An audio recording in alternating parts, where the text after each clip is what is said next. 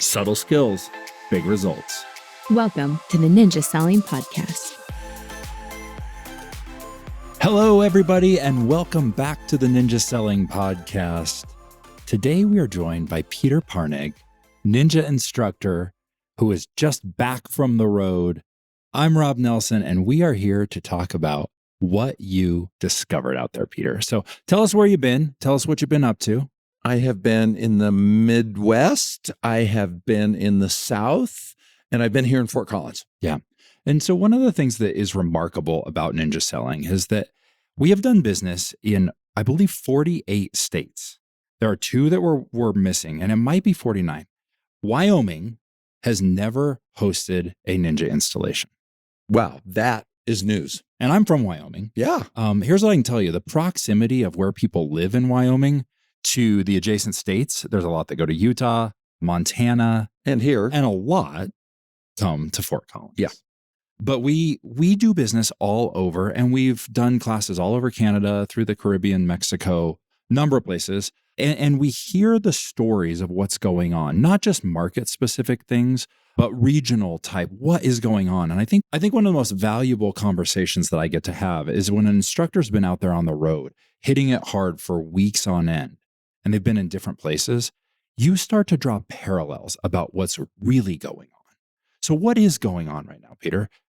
I'm not 100% sure that it is time-stamped, what's going on, but I am reminded every time I talk to a group of real estate agents that there's a common angst, a theme of paranoia. We, for a while, and I still make this sort of story, that I think the day you get your real estate license in every one of the states, and I don't know yet Canada because I'm not there, I'm about to, somehow without you knowing it, they inject a paranoia chip on the day you get your license. Because we go from kind of normal, interactive human beings to, oh my gosh, I'm in sales. I wonder if they're going to dislike me. I wonder if anything I say, they're going to perceive it as salesy, and then they're going to reject me. And oh my gosh, the last thing I want to be is salesy. And I think that that's at the top of the emotional ladder for almost every salesperson, at least in real estate. Nobody wants to be salesy. And that underlying sentiment is some of what makes the Ninja selling system resonate with so many people, that they can abandon that, be themselves, and have a business model of creating value for people. But it still exists. Well, yes, and yes to both. Larry's phrase that I start everything, because I think he nailed it, is everybody wants to buy, everybody loves to buy, and nobody wants to be sold.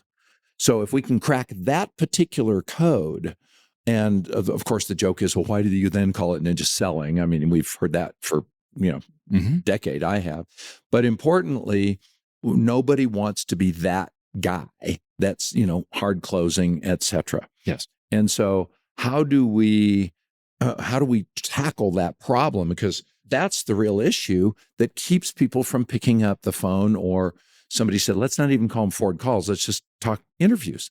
What if they think I'm salesy? Yeah. And that is such a crippling emotional hurdle. And I don't think it's real. Yeah. We have yet, my standard joke is, I dare you to call somebody, and the first time they answer and say, Rob, I don't like you. I never liked you. I didn't like you before, and I really don't like you now, so never call me again.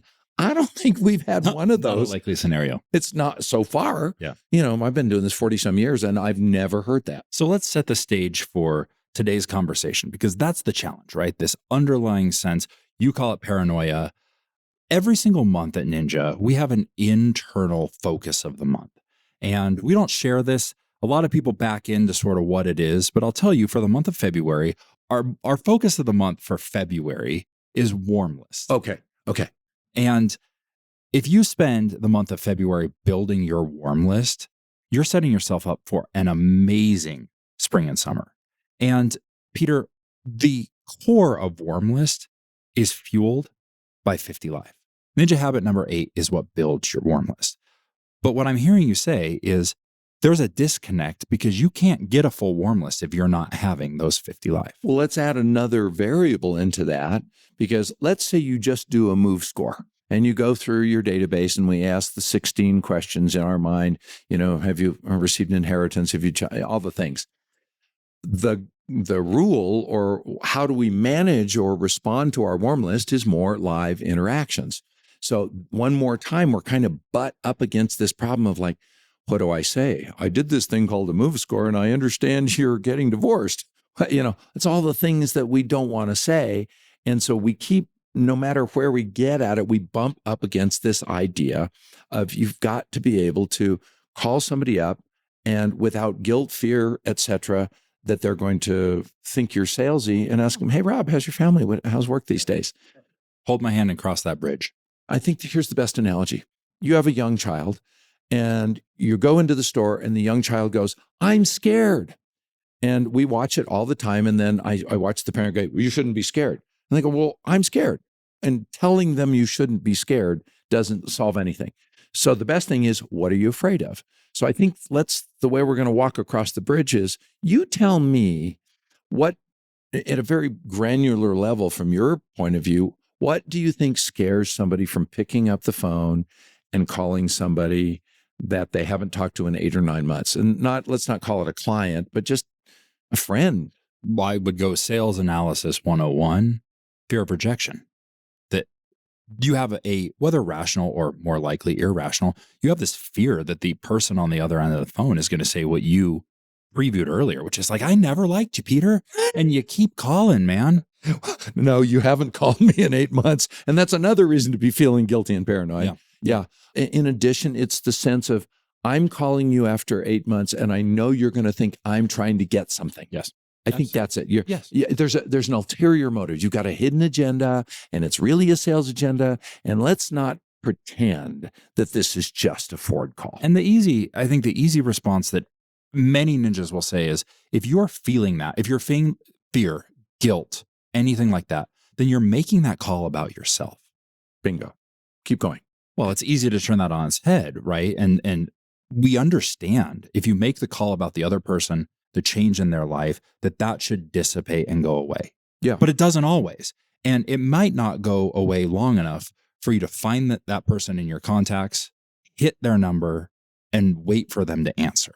So what's the answer to this, Peter? So here's a belief, and it's substantiated with anecdotal data.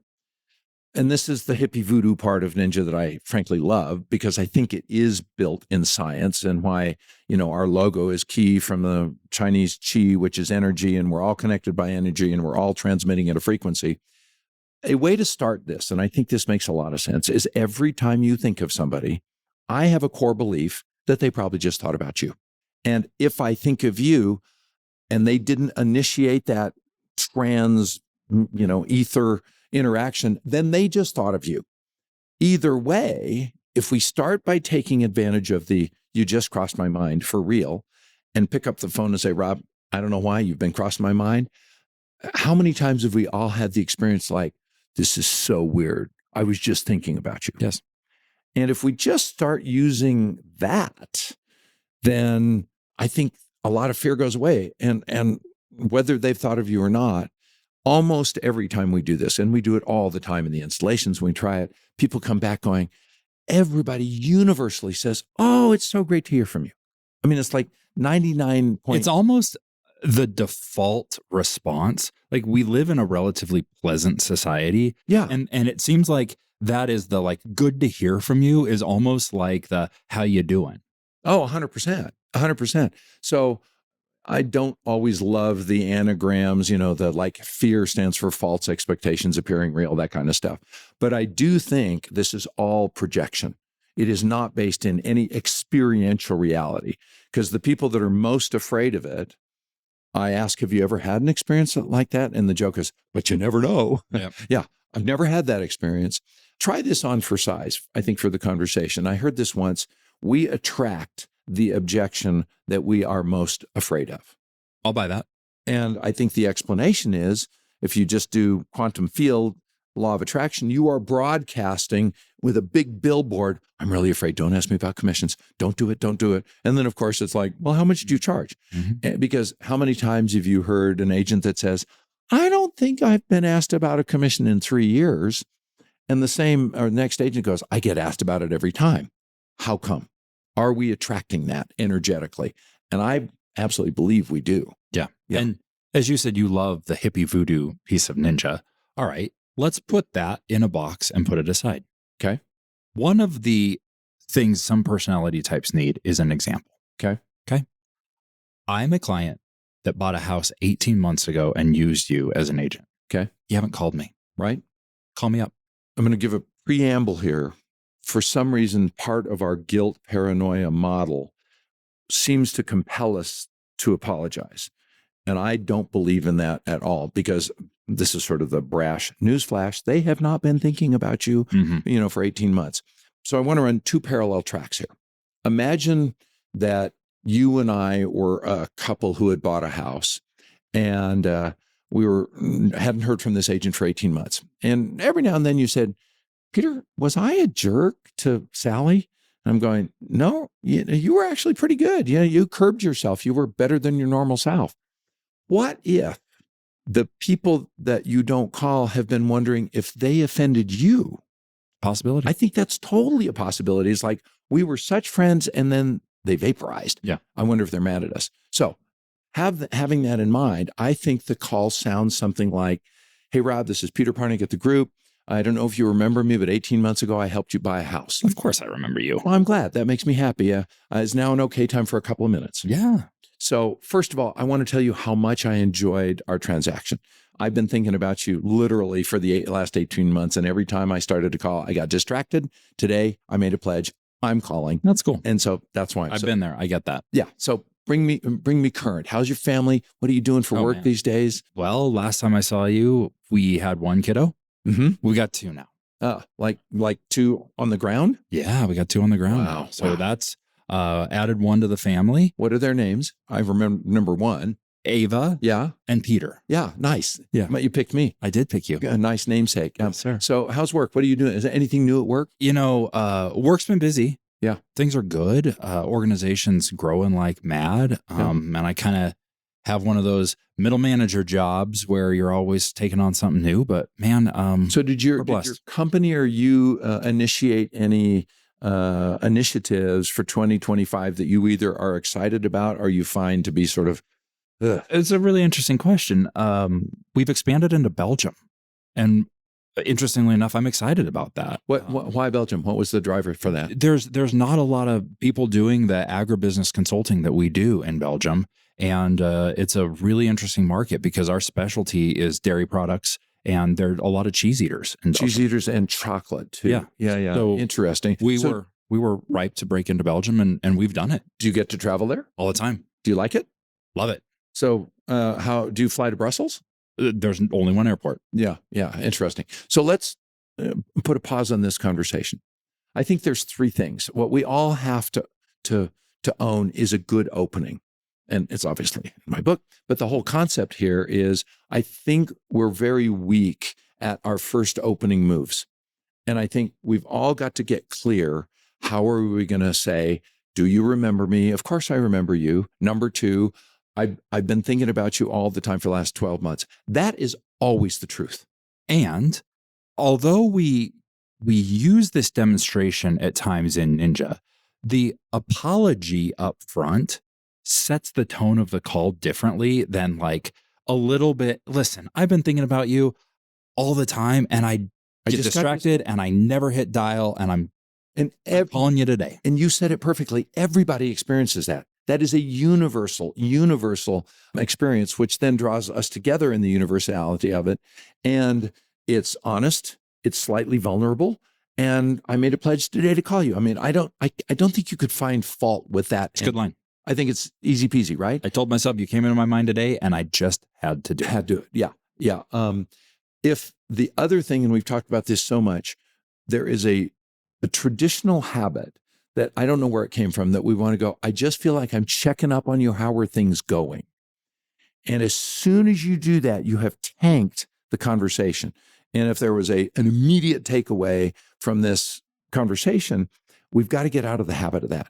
Because what will happen is, hey, Rob, how's things going? Yeah. And Eric Zimmerman did an action tip on this, right? The two most common answers to that are good and fine. Yeah, great. And then you're like, ba-dee, what am I going to do now? And then and my favorite line, a conversational cul-de-sac. And then you got to do a K turn to get out. And you're like, So when you do that, because I think it's so habituated, the little red warning light goes, oh, ask a family question. If you can just, when the red light goes off, go, how's your family? Then you're back in track. And I think that the paranoia goes away. Very few people will go, what's it to you? Why are you asking about my family? You haven't talked to me. I shouldn't go to New Jersey, but I think it's funny.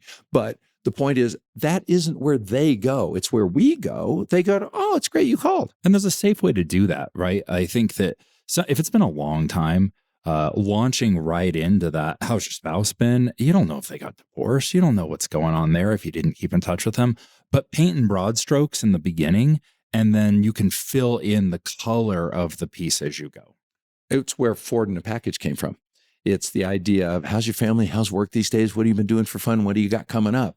Because if they are in the middle of an unpleasant thing and you go, how's the family? You immediately drive it into a little bit of a potentially uncomfortable. Yeah. And when you give them the quick menu of, oh man, I'm planning a trip. Great. Tell me a little bit more about that. And I think I was with a group and we were really practicing F.O.R.D calls because I think this is a really important skill. I think we take for granted that, oh, it's a F.O.R.D call, F.O.R.D conversation. I think this takes some intention to just get habituated to tell me a little more about that. Yeah. Every single time. You can never, ever go wrong with that until they go, now's not a good I don't have any more else to tell you. Or now's not a good time. Yeah. And if you read the room, the social cue, and they go, everything's okay with the family. That's not the time to pry and go, but read the room. Yeah. And so let's go back to the whole premise here. The paranoia, I think, is partly because we're afraid they'll reject you. And it might be partly because I don't have the skill to open the conversation with the confidence that I can navigate it. Yes. I think that's 100% real. Yeah. The second fear that I think habit number 8, the 50 live interviews, brings up in people is the number 50. Yeah. Tell me about the way you approach that when somebody says to you, I am busy. Oh, really? I have so much going on, 50 conversations a week. Or the other one is, I don't know 50 people. Right. What am I supposed to do? Call the 30 people I know twice a week? I've got 50 people in my database. I called them all. Do I start over next week? Negative ghostwriter. The pattern is full. We'll just go with that. So let's do some math and let's take both of those because I think those are both really relevant.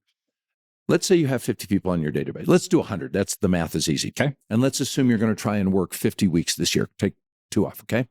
So the Ninja definition of proper flow for our success formula, each name times 0.005 equals that value is 3 mailings a month, 2 hard mail, real mail, and 1 email, and then at least 3, but optimally 4, some sort of live interactions for the year. Yes. As long as you do those 2, live flow, auto flow, that formula is pretty bulletproof. So if you have 100 people and we have to make an intentional outgoing call to all of them 4 times, let's do some math. That's 400 outgoing, intentional, pick up the phone, call Rob, I haven't talked to him. So 400 divided by 50 weeks, let's see, I think we can do the math. That's 8 a week, right? Where did the other 42 come from? It's it's law of precession stuff. It's I bump into, and I think there's so much opportunity. We are also addicted to some sort of social media, some electronic connection that literally we miss the F that's right in front of us. If I were actively selling, I am pretty good acquaintances with the person at Burke Cleaners who takes my laundry. And she's hilarious. And every time I see her, we talk and we laugh. We miss, there's one. Yes. When I pick up my car at the GMC at Markley because I've had, an oil change, why am I not having a nice connecting conversation with the service advisor? Yeah. At the Whole Foods, Raul, every time I see him, we have a great conversation. If I were in real estate, every one of those people would be on my database. We would have had a conversation because they would have asked me, because I probably would have had a name tag on, oh, you're in real estate? How's the market? And then at some point, I would have said, Raul, I see you all the time here. You're great every time. I provide valuable information. Yes. Can I just send it to you? You might enjoy it. And now it's those bumping into interactions that fill in the picture. Yeah. I think sometimes it's very easy to see the big pillars of the ninja selling system. Mm-hmm. And when those pillars, there's an interconnected nature that make pillars strong, right? So you have to connect the pieces to build the strength. And then the entire thing gets skinned in a beautiful veneer that makes what's structurally sound look great. And I think sometimes we see what the pillars are and the finished product, but the interconnected nature of the ninja habits. So it's not just having F.O.R.D conversations, it's recording what happens and updating your database so those people get in there. It's having the skills to answer the, so how's the market? So you're in real estate, how's the market? All of those skills fit together in a way that when you have mastered them and have them running in harmony in your business, it becomes second nature. You become natural at this, but getting there requires some work. So let's talk about introversion and extroversion. And one of my beliefs is that every time you eat at a restaurant, you want to find out the name of the server. Okay. We were at Dominic's right before here. This great guy comes up. I'll be your server. And I always ask, what's your name? His name was Josh. And he just happened to look like Conor McGregor. I said, you look like Conor McGregor, but your nose isn't smashed. The very first thing he said to me is, I did break my nose once. That's hilarious. And I said, you have an earring? And he goes, no, I have 2 earrings. The guy was fabulous. And we joked the whole meal every time. And again, if I were practicing today, he's mine. Yeah. Just because I was nice to him. And I think there's the simple, I call it the party trick. Why, if we just reach out and are nice to everybody we intersect and make an effort to just see them, you're going to have more interactions than you know what to do with. And that's where the other lives come from. And so I think that. Now, what about the person that says, I'm slammed, dude? I have no time. I'm going to push against that a little bit. And all I'm going to say is, all right, how many people are on your database? And let's say you say 200. And then I'm going to ask the simple question, of the 200, how many have you talked to in the last, there you go, 90 days? Yep. And they'll go, well, 20. Yep. You go, okay. Will you do me a favor? Every day, just pick one person before you turn your car off in the garage that you haven't talked to in at least 90 days and pick up the phone. Just one a day. One a day. We call them ghosts. And we'll reinforce the point. This is where habit number 2 comes in, right? Because if you are on your agenda, you should be blocking out time for this. Oh, Rob, this is not, I'm too busy. I can't do that time blocking stuff. I'm too busy. Yep. That's, it's a conundrum. The other one, Peter, I think that deserves some attention is that the question of how do you unwind? And it's remarkable if you ask that question to people, how often the answer is a little bit of TV and my phone in my hand scrolling social media. Mindless, 30 minutes of that can remove all the thoughts of real estate from my day, and I just enjoy it. Now, here is an observation that I have given to a couple of people, is that we all know the ninja social media strategy is to observe the change and respond offline, right? Well, those count as your 50 live. Absolutely. And here's how you do it. Yeah. You got your phone in your hand, you're on Instagram, you're on Facebook. When you come across change, screenshot it.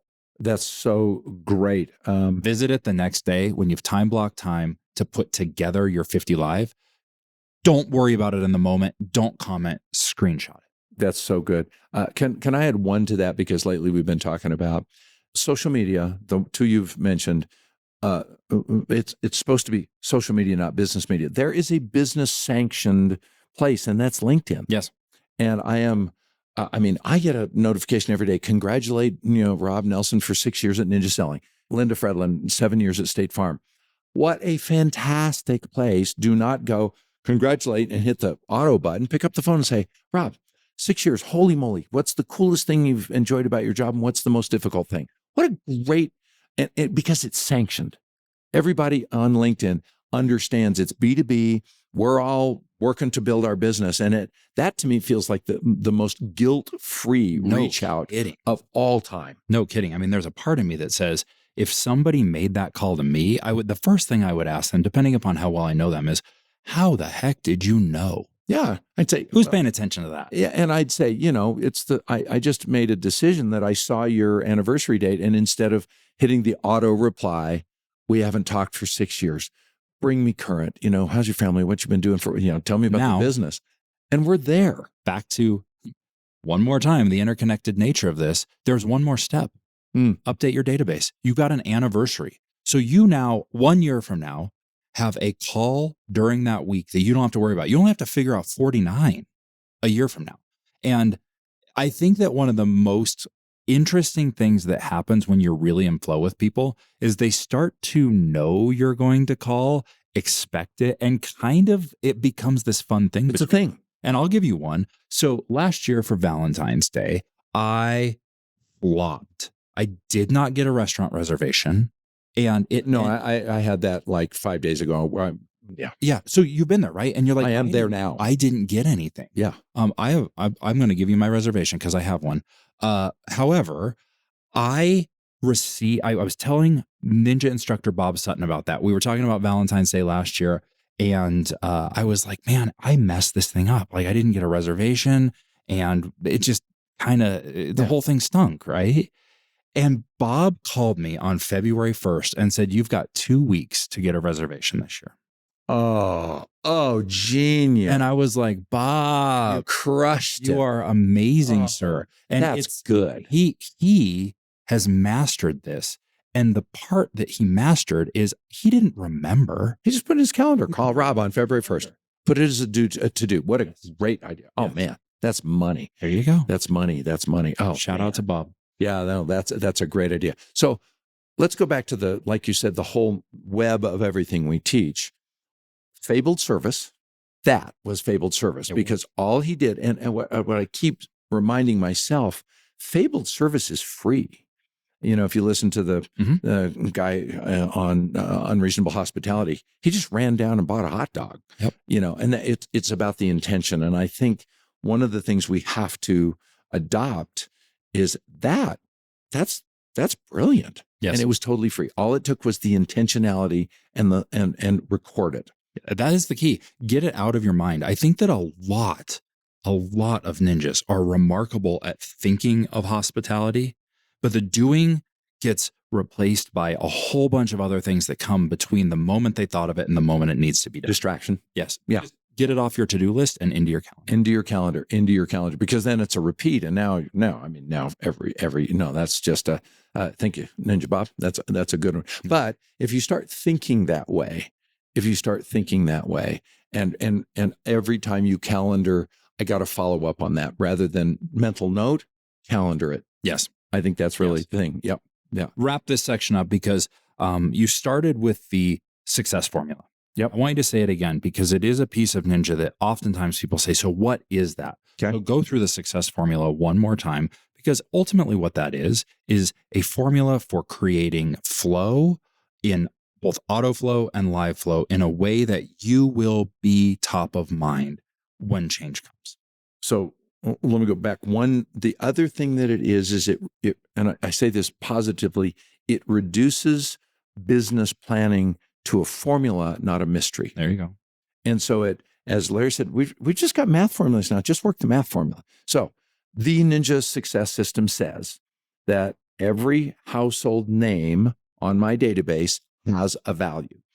And that value mathematically is either your personal average price or the average price in the area, if you don't know yours, times 0.005 equals the value of that household name, providing you're doing proper flow, which is a combination of auto flow, 3 per month, 1 emailed to mailed, and at least 3, optimally 4 proactive live contacts per year. Yes. It's a simplified statistical model about the number of households in America, the number of transactions that happen, how likely any one random household is to have a transaction. So, and it also where it really works from is that every household in America knows 4 people that are moved. Got it. We make the mistake of thinking that all of our transactions are, when I call Rob, is he going to move this year? Or Rob and Lauren? No, that's not what we're looking for. We want to be top of mind. So when Rob's good friend, Bob from Las Cruces, calls and says, we're moving to Fort Collins. And he goes, who should I use? And he said, oh, you got to call Peter. Yeah. Because 6 days ago, I got something from Peter and I'm top of mind. So that's the formulaic component of it. You got it. One more time. Average price, either yours or the areas, whichever, if you don't know yours, times 0.005 equals the value of a household on your database, providing you're in proper flow. Yes. And proper flow equals 3 auto flow pieces per month, 2 via mail, 1 electronic. When we say mail, pop buys, whatever you do, but 2 physical pieces, 1 electronic piece, and then 3 to 4 live interactions. Somehow. I think a good target is a quarterly interaction. In some way is your combination of auto flow and live flow that will give you the success formula becoming predictable for you. And I want two pieces that fit into that. For years, for decades, I mistaught this before I came to Ninja because I said 3 a month is ridiculous. That's, oh my God, they will hate me. That's just, oh, it's awful. And I remember standing in front of my whole 700 agent company saying that. What I missed and what's important, it is awful if it's self-promotion. Yes. That's the key where I didn't understand because I thought we were sending, I'm amazing, I'm great, look at how good I am, 19 of my customers instead, and this is where the Ninja piece, everything fell into place. If I'm sending something that they can repeat or use, they don't perceive it as self-promotion. They go, oh, that's cool. Yeah. Yeah. And so is it fair to say, based on everything we covered today, if you make it about them and not you, they'll find your items of flow valuable. They'll find your F.O.R.D calls valuable. And suddenly the whole thing could come together. It's perfect to say that. And I want to finish with Clara Capano's great phrase, flow fixes everything. When the first time I heard it, I heard her explain it. Flow, like we just talked about, fixes your business. But the other side of it is it fixes your soul. Let's go back to the paranoia, the very, very thing we started here. Agents, I believe, live in a constant low-level state of guilt of the people they haven't talked to that they should have, the follow-up they shouldn't have done, all that stuff. And when you start just focusing on 50 live interviews, all of a sudden you don't feel guilty anymore. So not only does it fix your business, it literally fixes your heart. And now you can go, I really like this, and I'm not always feeling behind the 8 ball and guilty. So it fixes your business and your soul. Love it. Thanks for being here today, Peter. Always a pleasure, Rob. Thanks for being here.